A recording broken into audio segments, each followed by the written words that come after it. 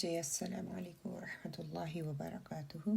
ایک بہن نے کوشچن جو کیا تھا کہ how to dispose all Quran pages یا بکس ہوتی ہیں ان کو کس طرح سے ڈسپوز کیا جا سکتا ہے، یا کچھ ایسے پیپرز ہوتے ہیں، پیجز ہوتے ہیں جن کے اوپر اللہ سبحانہ و تعالیٰ کا نام لکھا ہوا ہوتا ہے یا قرآن کی آیات لکھی ہوئی ہوتی ہیں، ان کو کیسے ڈسپوز کیا جائے۔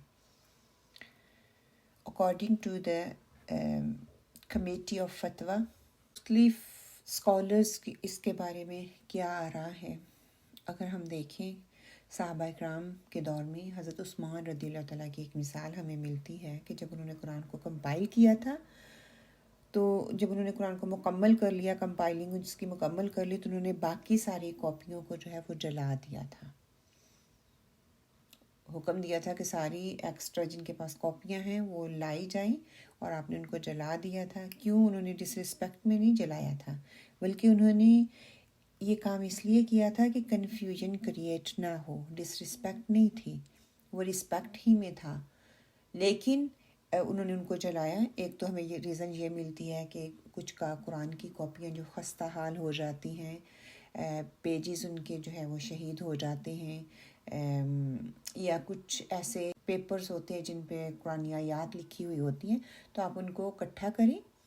سب سے پہلے تو یہ کہ آپ ان کو ساری چیزوں کو، پیپرز کو جمع کر لیں اور پھر ان کو جلا دیں۔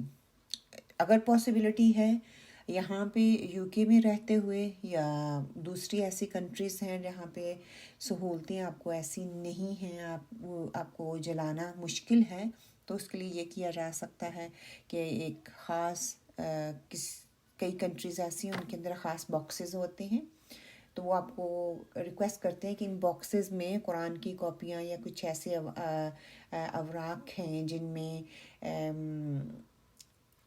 قرآن کے الفاظ لکھے ہوئے، آپ ان میں ڈسپوز کر دیجئے۔ وہ خود ہی آگے اس کو ڈسپوز کر دیتے ہیں۔ کئی جگہوں پہ خاص جگہ بنی ہوئی ہیں، جیسے پاکستان میں ہیں، انہوں نے کنویں کھودے ہوئے ہیں نا، تو اس میں آپ ڈسپوز کر دیں، تو وہ آدمی جس طرح بھی انہوں نے ڈسپوز کرنا ہوتا ہے تو وہ کر دیتے ہیں۔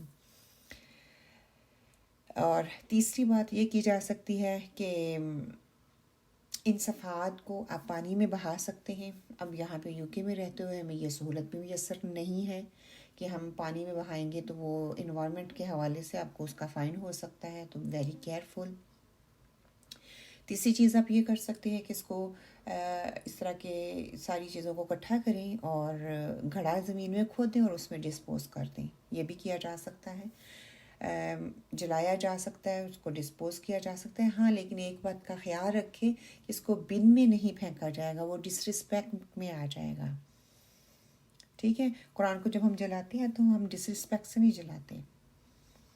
یہ 3-4 چیزیں ہیں جو ہمیں ملتی ہیں، اس میں اسکالرس کی بھی آراء ہمارے سامنے آتی ہیں، اور انہوں نے فتویٰ بھی دیا ہے کہ ہم اس طرح سے ان کو ڈسپوز کر سکتے ہیں۔ پھر ان کو ہم شریڈ بھی کر سکتے ہیں۔ یہاں پہ UK میں رہتے ہوئے یہ آئی تھنک بیسٹ آپشن ہے کہ آپ ان کو شریڈ کر دیں، کیونکہ جب فائن طریقے سے شریڈ کیا جاتا ہے نا اس طرح کی کاپیز کو، تو وہ پتہ بھی نہیں چلتا کہ یہ کیا چیز ہے۔ اس کے بعد آپ ان کو بن میں بھی ڈال سکتے ہیں، آپ ان کو جلا بھی سکتے ہیں، وہ جلانا ذرا آسان ہو جائے گا۔ آپ ان کو پانی میں ڈیزالو کر کے تو مٹی میں ملا دیں، یہ بھی کیا جا سکتا ہے۔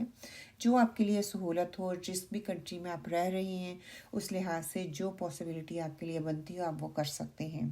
دیکھیں یہاں پہ ہمیں دیکھنا یہ ہے کہ قرآن بن میں پھینکنا ڈس رسپیکٹ کے ساتھ وہ ہم کام نہیں کریں گے، کیونکہ یہاں پہ کچھ لوگ اس طرح سے سوچتے ہیں کہ یہ ریسائیکل بن جو ہوتی ہیں نا، جس میں پیپر وغیرہ پھینک سکتے ہیں ہم، تو اسکالرس کی رائے کہ اس کو قرآن کو اس طرح سے ڈسپوزیبل بن میں نہ پھینکا جائے، کیونکہ یہ ڈس رسپیکٹ میں آ جاتا ہے۔ ایک کوسچن یہ آیا تھا کہ قرآن کو جب ہم ڈراپ کر دیتے ہیں تو پھر ہمیں کیا کرنا چاہیے۔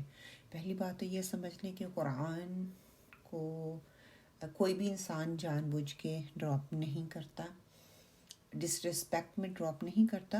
ہم سب انسان ہیں، ہم سے غلطی ہو جاتی ہے، مسٹیکس ہو جاتی ہیں، تو وہ بائی ایکسیڈنٹلی ہی قرآن ہاتھ سے گر جاتا ہے، ٹیبل سے گر جاتا ہے، یا بچے جیسے پڑھ رہے ہوتے ہیں تو ان سے کچھ لوگوں نے کیا دیا کہ اس کا ہدیہ دیں، کچھ لوگوں نے کہا کہ اٹھا کے چوم لیں اور ماتھے کو لگا لیں.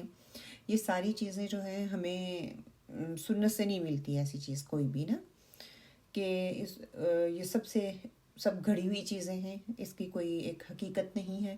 رسپیکٹ دل میں ہونی چاہیے، رسپیکٹ یہ ہونی چاہیے کہ قرآن کو پڑھ کر اس پہ عمل کریں. آج ہمارا المیہ یہ بن گیا ہے کہ قرآن ہمارے ہاتھ سے گر جائے یا قرآن ٹیبل سے گر جائے، ہم اس کو اٹھا کے چوم تو لیں گے، ماتھے سے تو لگا لیں گے، لیکن اس کے اندر جو احکامات ہوتے ہیں ان کی ہم کوئی رسپیکٹ ہی نہیں کرتے، ہمیں ان پہ ہم غور و فکر ہی نہیں کرتے.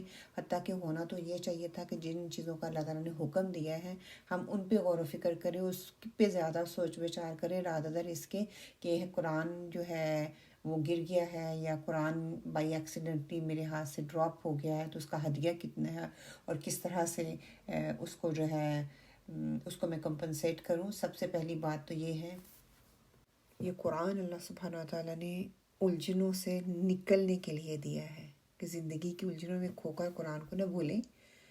یقین مانو قرآن کامیابی کی جو راہ ہے قرآن سے ہو کر گزرتی ہے، بنا قرآن کامیابی اور ہدایت ممکن ہی نہیں ہے. ٹھیک ہے، اس طرح کی جو من گھڑت ہم لوگوں نے چیزیں بنا رکھی ہیں اس سے تھوڑا اوپر اٹھیں اور جس مقصد کے لیے اللہ سبحانہ تعالیٰ نے اس قرآن کو اتارا ہے اس میں فوکس کریں. پھر جب قرآن آپ سے گر جاتا ہے یا مسٹیک ہو جاتی ہے، غلطی ہو جاتی ہے، تو سب سے پہلے تو اس کو اکنالج کریں کہ مجھ سے غلطی ہو گئی ہے، یہ بائی ایکسیڈنٹلی ہوا ہے، میں نے جان بوجھ کے نہیں کیا. پھر اس پہ استغفار کریں اور دوسری بات کیا کہ سبحان اللہ کریں، اس کو کمپنسیٹ کریں. ایک بری کام جو آپ سے ہو گیا ہے بائی ایکسیڈنٹلی ہی صحیح، اس کو گڈ ڈیڈ کے ساتھ اس کو کمپنسیٹ کرنے کی کوشش کریں. اللہ سبحانہ تعالیٰ سے دعا کرتے ہیں کہ اللہ سبحانہ تعالیٰ ہمیں صحیح علم لینے کی توفیق عطا فرمائے اور اس پر عمل کرنے کی توفیق عطا فرمائے. اگر آپ کو لگتا ہے کہ اس ویڈیو سے دوسرے کو فائدہ ہو سکتا ہے تو اس کو ضرور شیئر کیجیے، اور اگر آپ کا کسی بھی قسم کا کوئی کوسچن ہے تو آپ ضرور کمنٹس باکس میں ضرور پوچھیں. انشاءاللہ تعالیٰ پوری کوشش کروں گی کہ آپ کے سوالات کے جواب دیے جا سکیں انشاءاللہ. جزاکم اللہ خیر کثیرا. السلام علیکم ورحمۃ اللہ.